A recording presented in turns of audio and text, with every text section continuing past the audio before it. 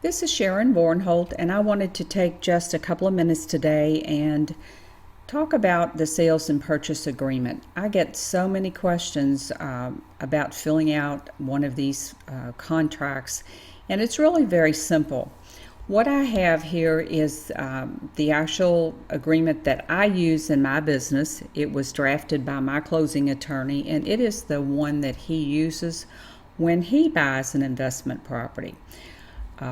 It is drop dead simple to use. It is a one-page, very simple contract, and in Kentucky, anyone can use this sort of a form. Now, if you are a licensed real estate agent, then you are probably going to have to use Board of Realtor forms, and we also have an investor form here for that. But I'm going to go through this quickly. I have a little disclaimer that I'm in the state of Kentucky, so be sure to check with your attorney or your closing people and be sure that this form is okay to use in your state. So the first thing that we do is to, of course, fill in the date. You want to have the date that you are signing the contract or filling out the contract, put that date up there. And then this next part says that they give the described property and they will list the deed book and the page. Now, you don't have to fill that out. Your closing company can fill that out. I usually go ahead and put it in here for the A to B closing. It's listed on our PVA or tax assessor site, so I will put that in there. Now, you wouldn't put that in there if you're double closing for the B to C closing, because you won't know what that is until the A to B closing is actually recorded. So until you get used to doing this, I would just leave that blank because they're going to check that anyway. So then next I put my county, which is Jefferson County in the state of Kentucky. You would need to fill in that blank. And these are things that I have plugged into my form so they stay there. And I've highlighted them just so that it's a little bit easier for you to read. Now, I always buy property in a land trust. And I always buy it in the address of the property.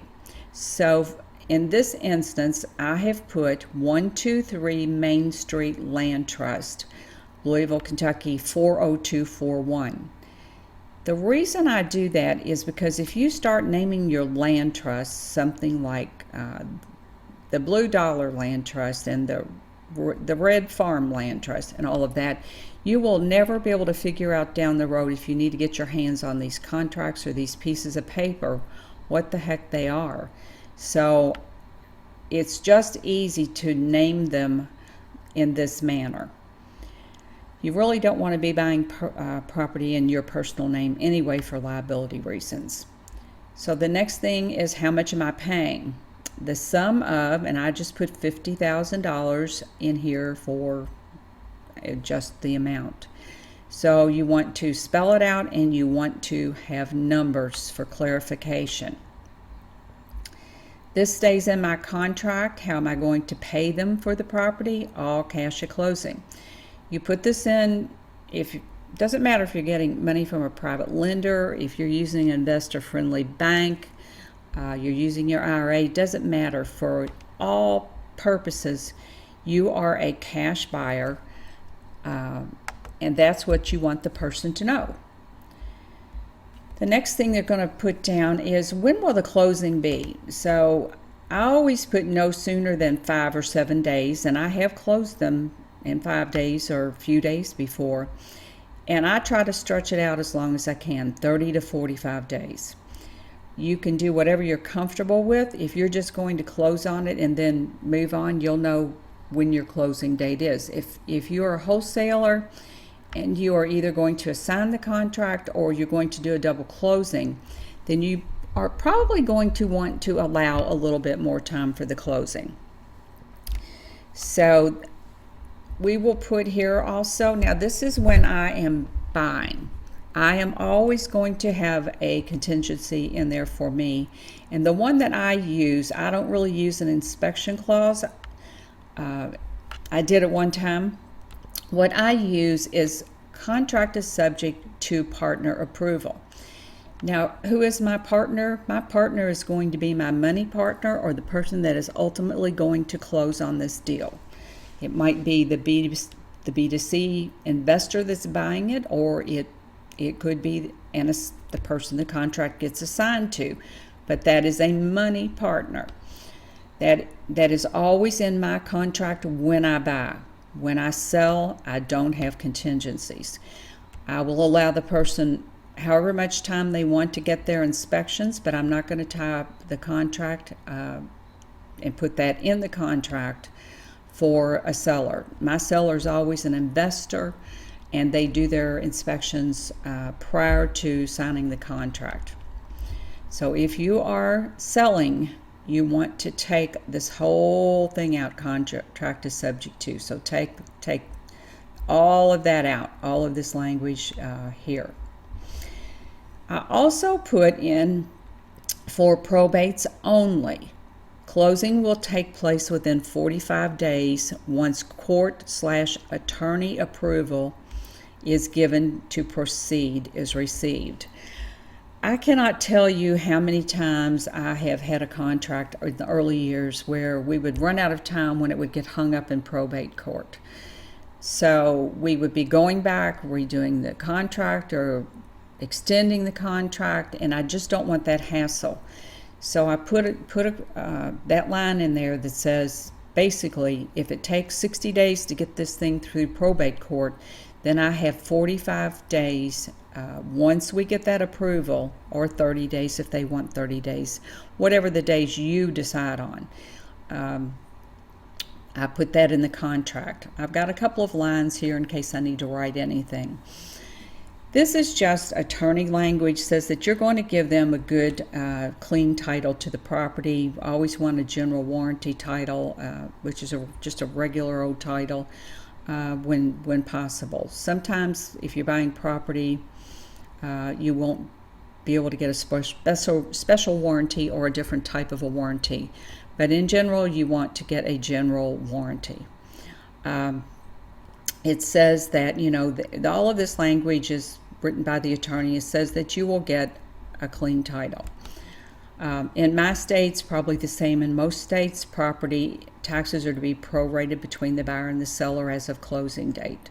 I think that's pretty standard. As an investor, you want to put in there property is being purchased in as-is condition.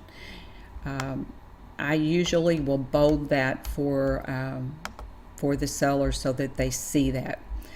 I always get permission to put a lockbox on the house. Seller gives buyer, should say, permission to put a lockbox on the house for inspections and contractor estimates. So we want to have that language in there. The next thing is really important.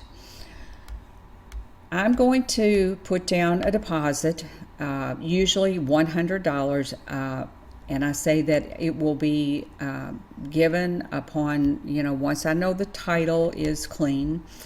And it's always to be held, deposit is to be held by the closing attorney's office. I never, ever, ever, ever give the seller money. You will never, ever, ever see it again. So always put that it will be held by your closing company's office.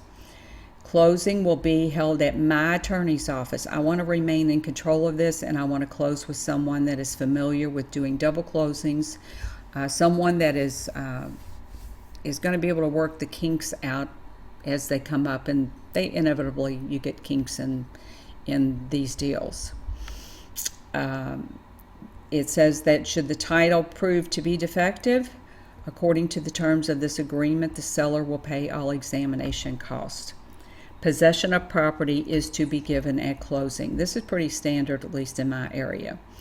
They say that they have read the agreement. I put in there the timeline, unless accepted by whatever date. Usually give them time to look it over. Usually it's within 24 hours in my case. Now this is depending on whether you are the seller or the buyer. If this is an A to B contract, you will be the buyer. If you are selling this to an investor, it will be a B to C contract. You're going to take out whichever one of these doesn't apply. And then I will put in there again the 123 Main Street Land Trust is the buyer. S. Vornholt, trustee. You will be the trustee, and I don't even put my full name in there. I will put the office address, the office, the city, state, and zip code, my phone number, which will be my cell phone typically, my email, and a fax just in case someone uses fax machines. My signature will go here. I don't sign the contract until after the other person has signed it. I've had a couple of people go through and just start scratching things out, and that's not allowed, of course. So you want to sign after you get the contract back and everything is okay. Tax ID number, I put that on there for the closing attorney. They're going to ask me for that, my company tax ID number, the day of the closing. Your buyer or the seller, whichever case it will be, will sign that they've accepted the contract. And then I have room down here for their signature, their printed name. Same thing again, you're going to take out whichever one doesn't apply. If it will either be your seller signing this contract or your end buyer will be signing the contract. And then they have this information here. Once again, I don't ask them for their tax ID number, but I do get it just in case, the attorney is going to need it. If you are going to do an assignment of contract, then you can use, in Kentucky, we use a simple addendum. It would be addendum to contract, and then you put the date, you put the property address. That one you see I already had filled out for something different. This is all you have to say. In consideration of the receipt of, and this is the amount of money that you want to make. In this case, I put $5,000. The land trust, you see I got that from up here. I am the person assigning the contract, so I'm assigning this contract to J. Smith, or to Tina Bailey Enterprises down here, who is going to assume the rights and obligations and the interest of the contract, of the attached contract. We both sign, and it's just as simple as that. Check with your state and make sure you don't have to have some big fancy form to use, but in most states, I think all you need to do is write up a simple addendum. Once again, this is from my attorney, and it's what I use on the instances that I actually assign a contract. I will also put a sample of this contract that you can use along with this post, so you can have that for yourself. Hope this helps to clarify really just how simple it is to write up a sales and purchase contract. There's really no big secret, no magic to it. It's pretty straightforward, and you just fill in the blanks.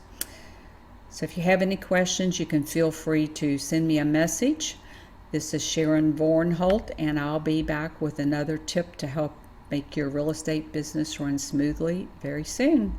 Thanks for stopping by.